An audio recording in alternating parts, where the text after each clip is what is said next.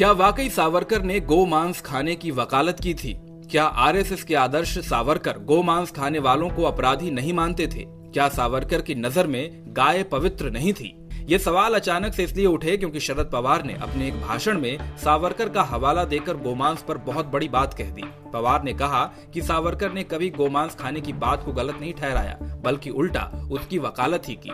इस पूरी कंट्रोवर्सी के बीच हम आपको लेकर जा रहे हैं इतिहास के उन पन्नों में जहां दावा किया जा रहा है कि सावरकर ने बीफ को लेकर ऐसी बातें कही, ताकि आप खुद सच और झूठ का फैसला कर सकें।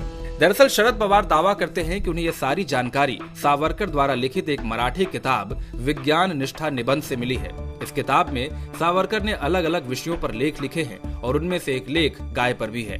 बकौल पवार, सावरकर ने इसी लेख में गाय के बारे में कुछ इस तरह लिखा है। कृषि प्रधान भारत में गाय को सम्मान देना आम बात है। यह हमारे लिए उपयोगी है, लेकिन गाय को ईश्वरीय बना दिया गया है। अगर आप गाय का मैक्सिमम उपयोग करना चाहते हैं तो उसे भगवान बनाना छोड़ना पड़ेगा।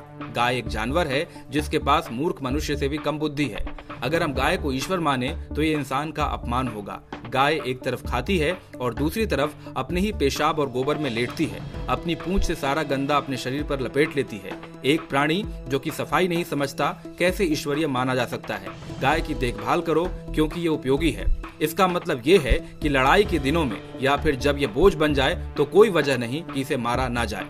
हालांकि सावरकर की जिस किताब में ये लेख होने का दावा किया जा रहा है वो बड़ी ही दुर्लभ किताब हो गई है। उस किताब की प्रतियां अब कहीं नहीं मिलती। हालांकि सावरकर को जानने वाले लोग बताते हैं कि सावरकर ने विज्ञान निष्ठा निबंध के नाम से एक किताब लिखी थी, लेकिन इस किताब में क्या क्या लिखा गया इस पर अब भी कंट्रोवर्सी है। कुछ लोग ये दावा करते हैं कि सावरकर ने अपनी इस किताब में कई ऐसी बातें लिखी थी जो आज के कट्टर हिंदू संगठनों को पसंद नहीं आती, लिहाजा ये किताब जानबूझकर गायब कर दी गई है।